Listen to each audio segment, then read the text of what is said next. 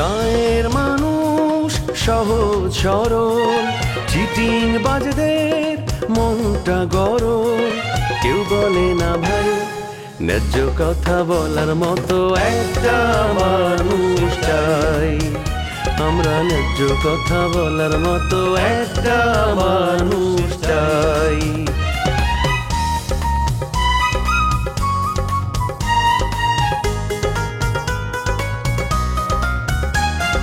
সৎ মানুষের ভাঙ্গা বাড়ি, ধান্দা বাজরা নেয় যে কাড়ি। কেমন নিয়ম ভাই, উচিত কথা বলার মতো একটা মানুষ নাই। উচিত কথা বলার মতো একটা মানুষ নাই।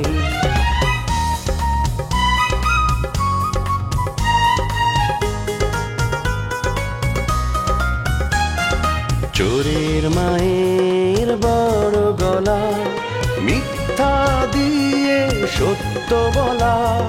ভদ্রলোকের ভাই এক সমাজেই বাস করে ভাই চিটার এন্ড জেন্টলম্যান।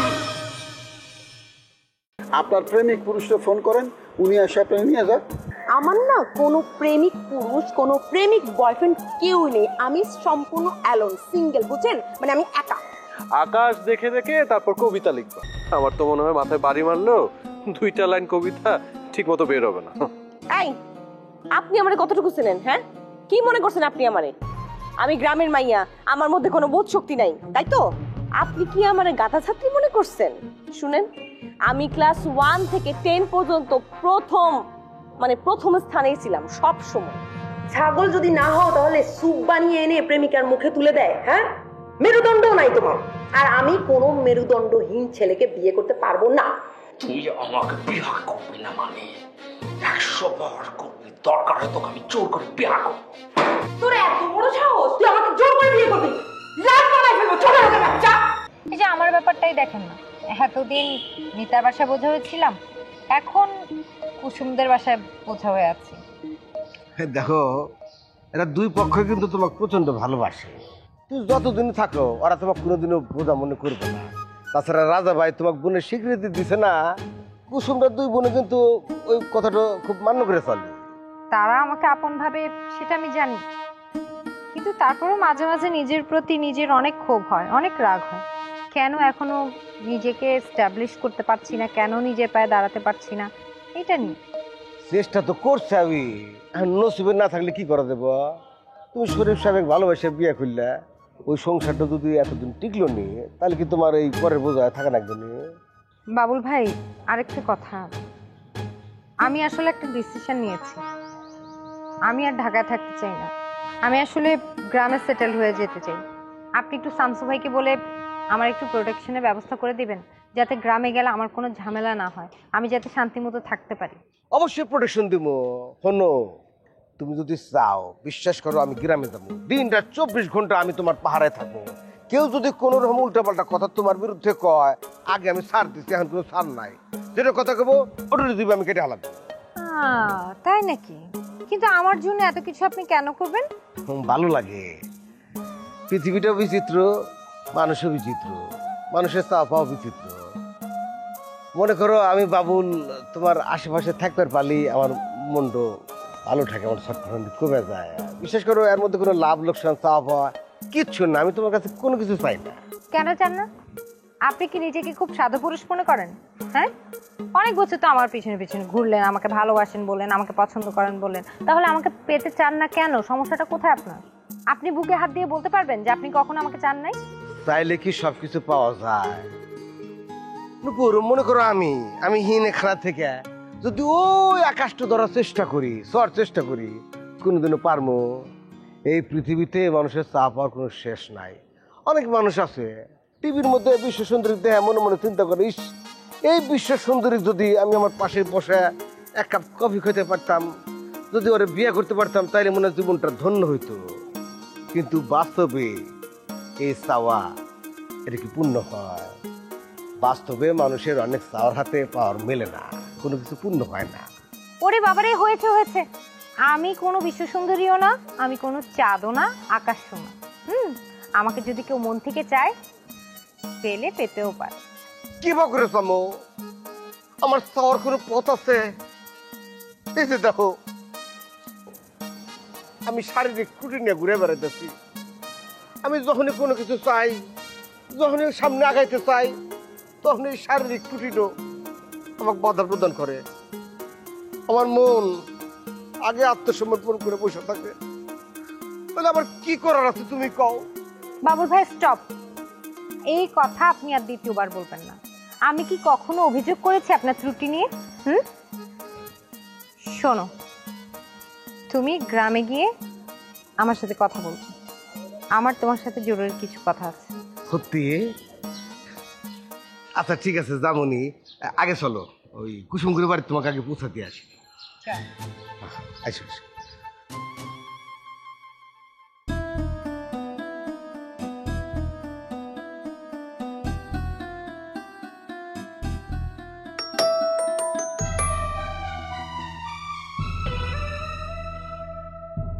আপনার সাথে না এখনই কথা বলে আসলাম, আর কি কথা থাকে?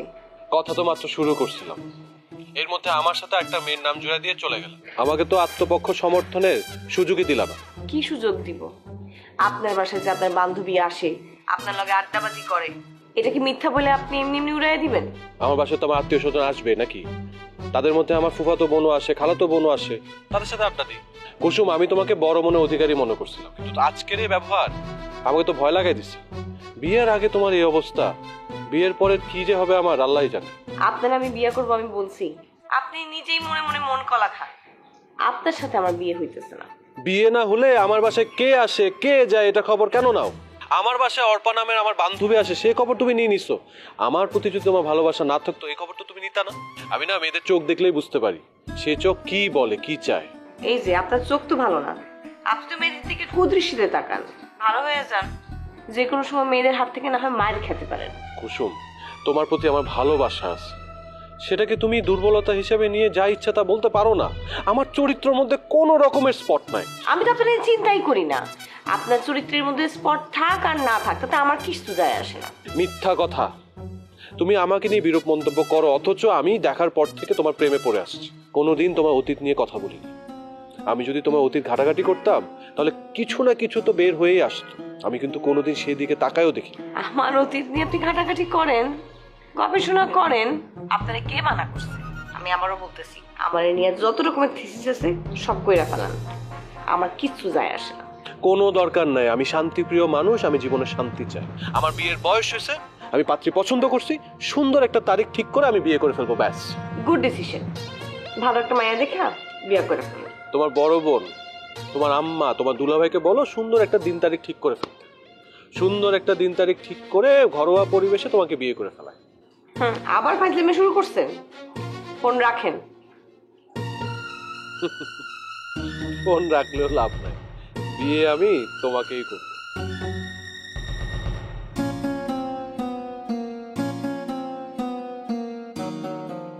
ঘটক সাহেব, আপনি তো আমার লগে সেই রকমের বাটপারি শুরু করছেন। ওই দিন আপনার লগে দেখা হইলো, আপনি আমারে কইলেন মাইয়া গো পাই যাবেন, টাকা লাগবো। চেপ দিয়া গুই না 500 টাকা দিচ্ছি, মাগার কামের কাম তো কিছুই হইতাছে না। কাম হয় না কেটা কইছে? আমি তো আপনি ফোন দিতেছিলাম, খবর দিতেছিলাম। কেরা আপনি কি কয় নাই কা? আমারে ফোন দিচ্ছেন, আপনি ফোন দিবেন মাগার আমি ধরুম না, এটা তো হইবার পারে না। আমার মনে হয় আপনি আমার চোখে ধুলা দিবার লাগছেন। ওই মিয়া, হাও পেঁচাল পেরে না তো, আমি আপনার চোখে ধুলা দিবার যাবো গেলা? হ্যাঁ, আমি ফোন দিয়েছিলাম, আপনার দোস্ত সাইন না কেটা ওই ধরছিল। আমি কইলাম যে আমি আপনার লেগা মায়ে রেডি করছে। হ্যাঁ, আমার জিগার কবে আমো? আমার তো সঙ্গে সন্দেহ হয়েছে আপনি আমার ঢাকায়া ভাই, আপনি আমার লোকে যেমতে কথা কন, মাগার হ্যাঁ করলাম শুদ্ধ ভাষায় কথা গেছে। ওই সমকায় বুঝা পারছি এই হালায় তো ওই হালায় না, ওই সমকে আমি ধরে হালাইছি। কি ধরে হালাইছেন? আপনার কথা তো বুঝা পারলাম না। এই যে ফোনে কথা কইতে ছিল, এইটা যে আপনি না, এইটা ধরে হারাইছি। আমি যে গেলাম আপনি গেঠা, হ্যাঁ কইলো আমি জামালের বন্ধু শাহিন। আমি হ্যাঁ কইছি, শুনেন জামালে কোয়েন হ্যার লেগা মাইয়া দেখে আমি রেডি করে রাখছি, হ্যাঁ কবে দেখবো আবার ফোন করা জিগাবার কোয়েন। শুনেন মাইয়াটা জবরদস্ত সুন্দরী, বুঝা পারছেন? বাদে সাহিনে কি কইলো? শাহিন কইলো ওই মিয়া জামালের চেয়ার তো বান্দের রহম, হের কাছে সুন্দর মাইয়া বিয়ে দিবেন কেলা, আমার কাছে বিয়া দে। হের বাদে আমি কইলাম হ্যারে জামাল সাহেবের তাবি নুন খাইছি হ্যার গুণ আমি গাই হ্যাতে টাকা লইছি সুন্দরী ভাই আমি হ্যারেই দেখাবো ওর বাদে পড়ছে কি জানেন এই মেয়ে আমার ডর দেয় হুমকি দামকি দিচ্ছে আপনার হুমকি দিচ্ছে শাহিনের এত বড় সাহস ওর কলিজাটা কত বড় হয়ে গেছে আমি দেখো ওই সাহসটা পাইলো কোথায়?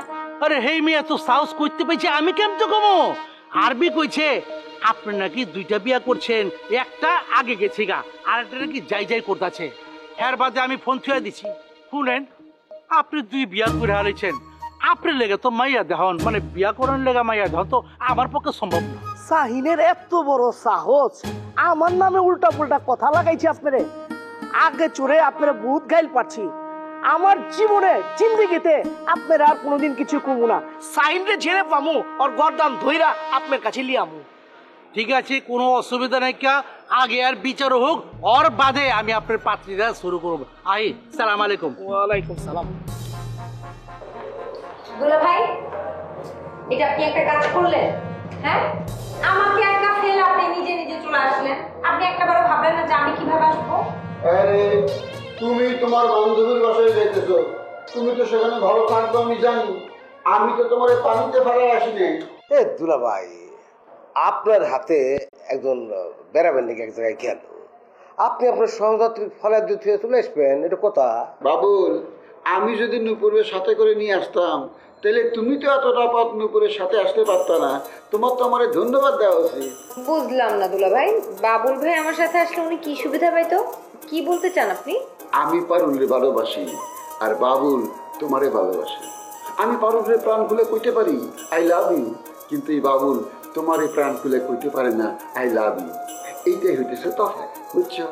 দুলা ভাই আমি নুপুরে ভালোবাসি সেটা তোমার মনে মনে আছে, আমি সেটা মুখ ফুটে নুপুরে বলতে চাই না, কারণ আমি বলতে গেলেই তার চক্ষু শুনবো। নুপুরকে আমি ভালোবাসি কিন্তু নুপুর তো আর আমাকে ভালোবাসে না, একতরফা ভালোবাসা হয় মূল্যহীন, কোনো দাম থাকে না। দুলা ভাই আপনার স্বভাবটা আর গেল না, আপনি এত চালাক একটা লোক, আপনার নিজের দোষ ঢাকার জন্য আপনি এমন একটা কথা বললেন যাতে নিজের দোষটা এখন ধামাচাপা পড়ে গেল। আচ্ছা আপনার এত বুদ্ধি কোত্থেকে আসে বলেন তো? নূপুর তোমার আমি মিতার বাসায় রেখে আসতাম না, বুঝছো? সমস্যা হয়ে গেছে রহমান চাচা, আরে দেখা আমার পায়ের রক্ত মাথায় উঠে গেছে, আমার তখন কোনো হুঁশ ছিল না, রাগে আমার শরীর জ্বলতেছিল, এর লেগে মেয়া করছি। আরে রহমানের লগে রাগ করে গেছে আমি বাবুলের বাসায়, ওখানে যায় দেখি মিস যারা বসে আছে, হ্যাঁ আমার দেখে কয় হ্যাঁ নাকি আমার নিয়ে ঢাকা শহর ঘুরবো। কি করবো ক, সুন্দরী নাকি আমার লগে ঢাকা শহর ঘুরতে চায়, আমি তারে নিয়ে ঘুরলাম, আমার সময়টা ভালো কাটলো। এ শিখুছি নাকি কর মিস্টার আপনার যে ঘুরলো এগিয়ে দিতে দেখতেছি লাশ ফরম কিছুই নাই। আরে দূর 2 বছর আগে মির্জার সাথে আমার ভাব ছিল, 2 বছর কোনো যোগাযোগ না, এখন তো তারা কেউ পোষে না, তারা কেউ দাম দেয় না। আমি যদি কইতাম আমি আপনার সাথে প্রেম করুন বিয়ে করুন, সে ফাল দিয়ে রাজি হইলে। এত সহজ না দুলা ভাই। ভাইজান আপনি তো আমার বিরাট উপকার করছেন। কি বলে করছি? আপনি রমিল স্যারের নাটকে আমার 2টা সিন দিচ্ছেন, আমি প্রমাণ করে দিচ্ছি অভিনয় কারে বলে, কত প্রকার ও কি কি। ওই মেয়ে 2 সিন করে ভাবে ঠেলার মাটি পাবো না, না এরকম ভাব থাকলে জীবনে অভিনেতা হইতে পারবে না। কি কোন ভাইজান, আমার বন্ধু বান্ধব তো আমার ফুল দিয়ে বরণ করে নিছে, আমার এলাকায় হাই স্কুল থেকে আমার সংবর্ধনা দিছে। আরে ভাই অভিনয়ে যে এত সম্মান এটা তো আমার আগে জানা ছিল না, এত সম্মান পাইলে তাপ তো একটু থাকবই। আমি তোমার চান্স দিছিলাম, তুমি সম্মান পাইলা, কিন্তু আমি কি পাইলাম? আমি তো কিছুই পাইলাম না। আপনি কিছু পান নাই, তাহলে আপনি কি চান? টাকা পয়সা চান? আপনি আমার ভালো একটা ক্যারেক্টার দেন, আমি আপনার হাত গরম করে দিব না। হাত গরম করে দিবা? তাহলে আমি চেষ্টা করব, কিন্তু আগেরটার জন্য কিছু দিবা না? 500 টাকা হইব, আর বেশি কিন্তু এখন আমার কাছে নাই। আরে যা আছে তাই দাও, হাতটা একেবারে খালি, অন্তত হাতটা তো গরম করি নাকি। এই নেন 500 টাকা।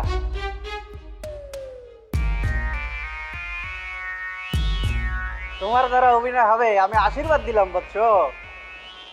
শাহিন তুই আমার লগে এত বড় গাদ্দারি করা পারলি, এরকম বেইমানি করা পারলি তুই আমার লগে? গাদ্দারের করে গাদ্দার, তুই আমার দোষ, তুই দোষ নামে হালা কলঙ্ক। ওই মিয়া কথা নেই বার্তা নেই, আজকে এসে একটা সম্মানী মানুষ আপনি বেইমান টিমান করে ভালাইতেছেন। আপনি কি শুকনা বিজা কিছু খেয়েছেন? ওই মেয়ে এত কথা কোন গেলা, যারে কইছি হ্যাঁ ধ্যান ন করেছে তো চোর। আবে তোরে আমি বিশ্বাস করছি, তুই বিশ্বাসটা রাহা পারস না, তুই আমার বুকে চাকু মারছ, এই পাগলের মতো কি কথা কইতাছস? আমি তোর পক্ষে কিল্লিগা চাক্কু মারমু। তোর কথার অর্থই তো আমি বুঝতাছি না। আমি তোর লগে কি বেইমানি করছি? আমি বুঝা পালাইছি জামালের রাগের কারণ। রাগের কারণটা কি জানো? আমি দুইজনরেই আমার বসের কাছে তোমাকে লেগে অভিনয়ের জন্য সুপারিশ করছিলাম। তোমরা দুইজনে অভিনয় করছো, তুমি পাইছো জনগণের শুভেচ্ছা, মানে ফুলের মালা দিয়ে তোমার বরণ করছে, তোমার সম্মান দিছে, আর জনগণ টেরি বানিয়েছে জামাল অভিনয় করছে। ঠিক আছে, তোমার সম্মান বেড়ে গেছে আর হ্যাঁ ফেল বেড়ে গেছে। এই রাগে মনে করো যে সে জ্বলতাছে আর কি। ওই মিয়া, আপনার কি মাথা মুথা খারাপ হয়েছে? তার তো ছিঁড়ে গেছে না হ্যাঁ না, আপনি জানেন কিছু? এই সাইনে কি অভিনয় জানেনি? এক ডায়লগ দিবার গেলে 5 বার কাট করা লাগে। সম্বোধনা দিচ্ছে আমারে, আমারটাই ওই আপনার চাপা মারছে। ছাগল পাগলের মতো কথা বল কেন লেগে মিয়া? দুপুরে আবার কি কেবা ওইরকম একটা নায়িকা, সুন্দরী নায়িকার হাতে ঘুরছে, নিশ্চয়ই হোটেল সেরাটনে লাঞ্চ ফাঞ্চ সেরা লাইছে। কি দুলা ভাই ঠিক না? সেরাটনে খাওয়াই নাই, তার হাতে এখনো তো টাকা পয়সা নাই। খাওয়ানোর বিল আমারই দিতে হচ্ছে। সুন্দরী নায়িকা বলে কথা। বুলেট কিন্তু ইচ্ছা করলে এখন তারা বিয়ে করতে পারে। যেই মেয়ে আপনার সাথে প্রেম করতে চায় সেই মেয়ে বুলেটকে কেন বিয়ে করবে? আর তাছাড়া সে তো বুলেটকে বিয়ে করতে চেয়েছিল, মনে নেই? বুলেটকে বিয়ে করতে গিয়ে যে সে পালিয়ে চলে আসছিল। রমজান দুলা ভাই, কোনো কথাই ভুলা যায় না। সেই সময়ের কথা চিন্তা করো, যে সে বুলেটের বিয়ে না করে নিজে চ্যানেল দিল। কি দুলা ভাই ঠিক কথা বুঝ না? বাহাদুরি বেশি দিন টিকে না। আর পুরাতন বন্ধু ফয়সাল রে আমার সামনে ফোন দিছে, ফয়সাল ফোন ধরেই না। চিন্তা করে দেখো কত নিচে নামছে। এই জন্য আমি সুন্দরীদের বলি, ভাব মেরো না। এই কথাটা আপনি কার উদ্দেশ্যে বললেন? নিশ্চয়ই আমার উদ্দেশ্যে। বুঝছো বাবু, তুমি সাহস করে নুপুর রাইলা বুক হয়ে ফেলাও, আরে বাকিটা আমি সামলামু। আমি তো মনে মনে মেলাবাড়ি করছি, যদি বোঝা থাকতো আমি তোকে বুঝতো। একটু বেশি বেশি হয়ে যাচ্ছে। আব্দুল্লাহ ভাই, আমি আসছি। হ্যাঁ,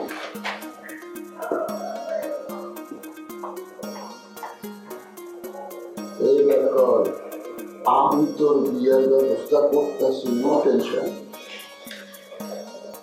দুলা ভাই আপনার এই ঋণ আমি কেউ করে পরিশোধ করবো। থ্যাংক ইউ দুলা ভাই, থ্যাংক ইউ। নো টেনশন, সব ব্যবস্থা দেবো। এই ফাউল, তুই আমার বেমান করলি কি লিগা সেটার উত্তর দে আগে। এই ছাগল, তুই আবুল ঘটকরি কি কইছ? কি কমু? ওই ঘটকের লগে তো আমার দেখাই হয় নাই। এই বেটা, আমার ফোন তুই ধরছিস কেলা? ঘটকে আমারে ফোন দিচ্ছে, তুই ঘটকরে 6-9 বুঝাইছ। ঘটক আমার লেগে সুন্দরী একটা মাইয়া দেখছে, আমি সাদি গুরু। তুই ঘটকরে কইছ আমার নাকি আগে 2টা বউ আছে। তুই এরকম গাদ্দারি করা পারলি আমার লগে?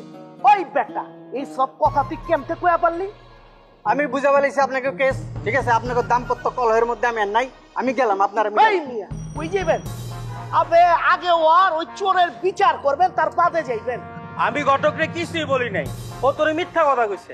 ঘটক বিরাট শয়তান, তার কথা বিশ্বাস করা যায় না। ঘটকরে বিশ্বাস করা যায় না? না, শাহিনে বিশ্বাস করা যায়। এই শাহিনে আমার বুকে ছুরি মারছে, আমি বি ওর বুকে ছুরি মারমু, ওর বুড়ি গালা হালামু। এই জামাল, মাথায় আমার তুই রক্ত উড়াই দিছস। আমি যদি কইও দিতাম তুই 2টা বিয়া করছস, তুই কি করস নাই? তুই তো 2টা বিয়া ঠিকই করছস। ও বুঝা পারছি, তাহলে তুই ঠিকই তো কইছস ঘটকরে। আমি তোরে খুন করুম। খুন করবি আমারে? আয় আয় আয় দেখি, কর কর আমারে খুন কর। আমি একজন ক্রিয়েটিভ লোক, এই সমস্ত খুনাখুনির মধ্যে নাই। আমি শান্তিপ্রিয় মানুষ, আমি শান্তির খোঁজে যাই এই সমস্ত ঝামেলার মধ্যে। তুই বেটা মানুষের সামনে আমার অপমান করছিস। তোরে এমন বাটাম দেবো আমি লোকজন লইয়া, তুই বাইক দাহিজ বাদে তোরে একদম আঘাত থেকে ধরুম, গুড়ার থেকে তোরে শেষ করব। তোরে আমি গুড়ার থেকে শেষ করব, তুই কি আমার আঘাত থেকে শেষ করবি? যা বেটা যা। এই বেটা, আমি করস বেটা? তুই কইলাম আমারে চিনোস না? তুই আমারে চিনোস না বেটা? একদম খায়া দেবো কইলাম। ব্যাপার, আব্দুল্লাহ ভাই কোথায় গেল? দুলা ভাই কি ঘরে থাকার মানুষ, 1 সেকেন্ডও বসলো না, বলে আসতেছি এই কথা বাইরে চলে গেল। মানে এই লোকটা না জীবনে শুধরালো না। আমি বলে গেলাম যে বসেন, ভাবলাম যে ওনার জন্য চা করে নিয়ে আসি, চলে গেল। হ্যাঁ, কোথায় গেল? ঘরের চা দুলাভাইয়ের কাছে আল্লাহ ভালো থাকে না। বাইরের দোকানে চা খাওয়া তার নেশা, গ্রামের দেখো নাই আল্লাহ পর পর খালি পারুলের দোকানে যা চা খাইছে। পারুলে এত চা খাওয়ার পর থেকে বাড়ির হাতের চা আর মন থেকে উঠে গেছে। আচ্ছা ঠিক আছে, শোনো, তুমি যদি চা বানায় থাকো তাহলে এক কাম করো, চা 2 কাপ তাই নিয়ে আইসো, ইনে বসে দুলাবের চাটা তুমি খাও আর আমারটা আমি খাই, দুজন মিলে একসাথে বসে চা খাতে ভালো ঠেকবো না। দুলা ভাইয়ের চা খাওয়া না ছাই, এটা হচ্ছে একটা বাহানা, বুঝছো? তোমাকে আর আমাকে একসাথে কথা বলার একটা সুযোগ করে দিয়ে গেল। আসলে আমার এই দুলাভাইটা না খুব রোমান্টিক, মানে তার মধ্যে রোমান্টিকে একেবারে ভরপুর। তবে নুপুর, আমার কিন্তু ভিতরে এক ধরনের কাঁপুনি চলতেছে, মানে খুব ডর লাগতেছে। তোর যে বাই চান্স যদি কুসুম ওরা চলে আসে, আমাকে দুজনে যদি এভাবে একলা একলা দেখে, তাহলে কি মনে করবো নি কত? আমি তো শরমে লজ্জা ওর দিকে চোখ তুলে তাকাবারই পারবো না। এতই যদি আপনার লজ্জা থাকে তাহলে প্রেম করতে আসছেন কেন? আপনি না আমাকে ভালোবাসেন? ভালোবাসি মানে অনেক ভালোবাসি, অনেক, কত তার মুখ দিয়া পরিসংখ্যান করা মুশকিল। তবে নুপুর, তুমি যে সত্যি সত্যি আমাকে তোমার ভালোবাসার অধিকার দিবা, আমি একটু কল্পনা করবে নিতে পারি না। আমার কাছে কি ভালো লাগতেছে, কি আনন্দ লাগতেছে, বিশ্বাস করো আমি আমি মুখে বলে বোঝাতে পারবো না। হয়েছে, আর বোঝাতে হবে না।